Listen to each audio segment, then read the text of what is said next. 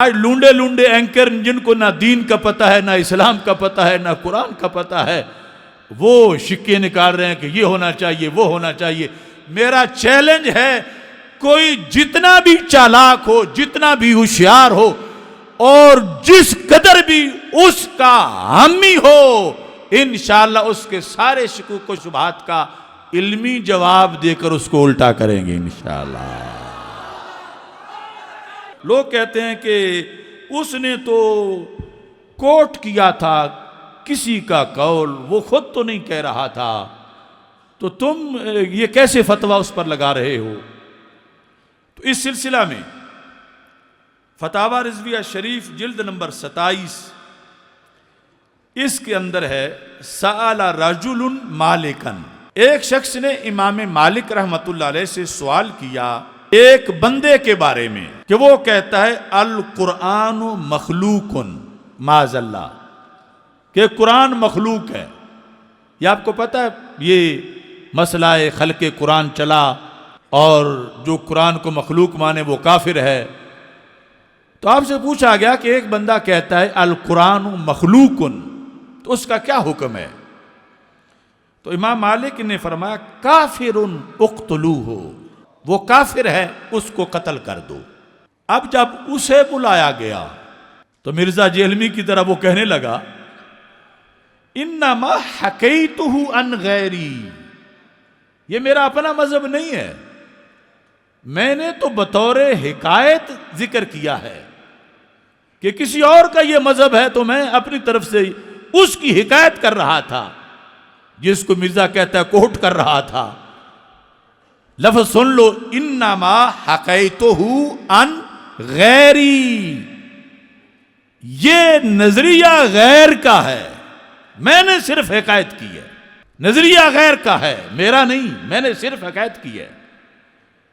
تو امام مالک نے فرمایا قال مالک انما سمعناہ منک، ہم نے تو آپ سے سنا ہے، انما سمعناہ، تم جتنے بیٹھے ہو تم مجھے بتاؤ کہ جو اس نے بکواس کیا ہے رسول پاک علیہ السلام کے لحاظ سے، اب ہمیں تو مجبوراً وہ لفظ بولنا پڑ رہا ہے،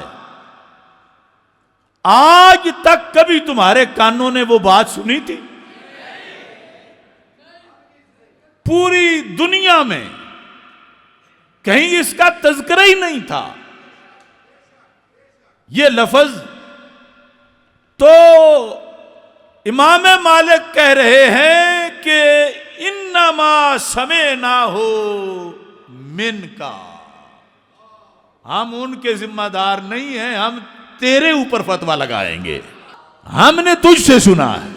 اور یہ ہے الاعلام بقواطع الاسلام، اس کے اندر ابن حجر مکی جو ہیں وہ اسی قول کو ذکر کرتے ہیں، صفحہ نمبر 201 پر کہتے ہیں سأل رجل مالکا امن یقول القرآن مخلوق فقال مالک کافر اقتلوہ فقال انما حکیتہ عن غیری، میں تو غیر کی بات صرف حکایت کر رہا تھا، یہ میرا مذہب نہیں ہے۔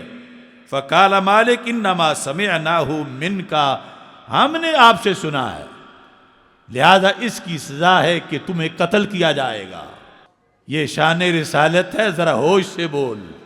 اب دیکھو نا، رسول اکرم نور مجسم شفیع معظم صلی اللہ علیہ وسلم کے لحاظ سے اس کا یہ لفظ جملہ بہت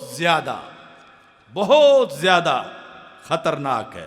ایک ہوتا ہے نا کوئی مثلا کسی کی گندی بات، کفریہ بات، مثلا اس سے کوئی آ کے پوچھتا کہ فلاں کرسچن یہ لفظ بول رہا ہے، یہ اس کا جواب دینے کے لیے، رد کرنے کے لیے مجبوراً بول سکتا تھا، لیکن اس نے رد کرنے کے لیے نہیں، اپنے دعوے کو ثابت کرنے کے لیے، اپنے دعوے کو،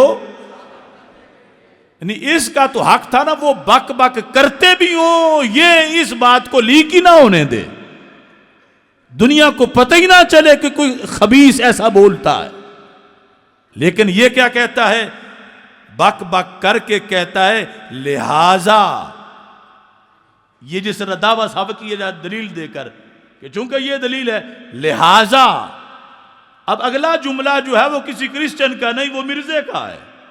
وہ کیا جملہ ہے؟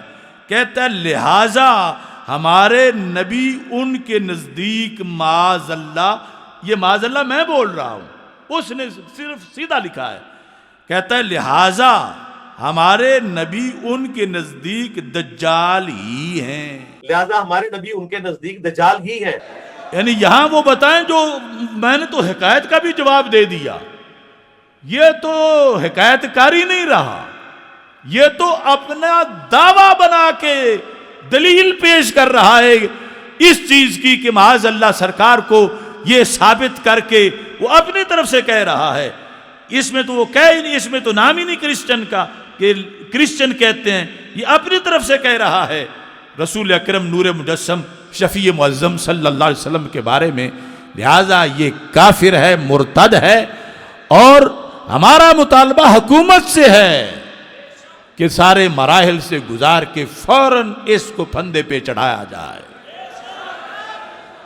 چلو مزید سمجھو، بندہ اس کے باپ کے بارے میں بھی کوئی کسی نے ہلکی بات کہی ہو تو دو بندوں کے سامنے بھی ظاہر نہیں کرتا، اس کی ماں کے بارے میں کچھ کہا ہو تو وہ دلیلیں دے کے ثابت نہیں کرتا کہ اس نے میری ماں کو یہ کہا۔ اس مرزے کو اگر کسی نے ولد الزنا کہا ہوتا، اس کی ماں کو کسی نے زانیہ کہا ہوتا، تو کیا یہ دلیلیں دے کے ثابت کرتا کہ فلاں نے میری ماں کو زانیہ کہا ہے؟ ہرگز نہیں۔ تو ایسے کمینے کی کروڑوں مائیں میرے محبوب علیہ السلام کے خاکے پا کے برابر نہیں ہو سکتی۔ اور اس کے فالورز کو بھی میں کہتا ہوں باز آ جاؤ، ایمان بچاؤ، اس پہ تھوکو، اور اگر دلیل ہے تو جواب دو کہ اگر تمہیں کہا جائے مرزا کے فالورز، تو ایک معین کو میں کہتا ہوں کہ تیری ماں کو کسی نے زانیہ کہا تو کیا تو اس کا اشتہار لگائے گا؟ کیا اس کو دلیل بنائے گا؟ کیا اس پر تو اگرچہ یہ کہ اس نے کہا لیکن تیری زبان بوجھ نہیں اٹھائے گی؟ اگر تیری امی کی عزت تجھے یہ نہیں کہنے دیتی تو نبیوں کے سلطان کی عزت کا معاملہ کیا ہے؟